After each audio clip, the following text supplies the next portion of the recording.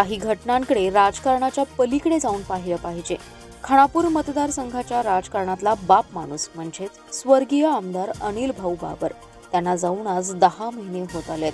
अनिल भाऊंच्या खुर्चीवर या 10 महिन्यात कोणीही बसलं नव्हतं. अखेर आज बाबर कुटुंबियांनी अनिल भाऊंच्या त्या रिकाम्या खुर्चीवर आमदार सुहास बाबर यांना बसवले. खुर्चीला स्पर्श करताच आमदार सुहास भैयांना वडील अनिल भाऊंच्या आठवणीने भावना अनावर झाल्या. या भावूक क्षणाचा साथीदार होणारे सारे जण हेलावले आणि नेहमीच गजबजलेले अनिल भाऊंचं कार्यालय निशब्द झालं. स्वर्गीय आमदार अनिल भाऊ हे एक राजकारणातलं अद्भुत व्यक्तिमत्व होतं. ते अचानक गेले आणि त्यांच्या हजारो अनुयायांच्यावर दुःखाचा डोंगर कोसळला.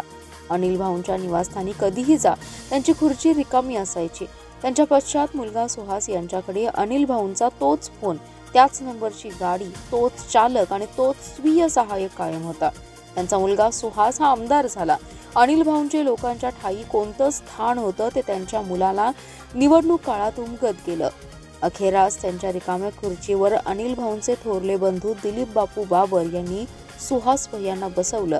बंधू अमोल, हेमंत, जयंत, शंतनू, सौरभ हे सारेच बाबर कुटुंबीय या क्षणाने गहिवरले. अनिल भाऊंच्या जागेवर सुहास भैयाला बसवताना अवघे बाबर कुटुंबीय निशब्द झालं. माणसं निघून जातात, आठवणी चिरंतर राहतात. आठवणी कायम राहाव्यात म्हणून सुहास भैयांनी त्यांच्या वडिलांच्या अस्थी एका आंब्याच्या रोपट्याखाली विसर्जित केल्या होत्या. उमेदवारी अर्ज दाखल करताना सुहास भैयांनी त्या झाडाला वंदन केलं होतं.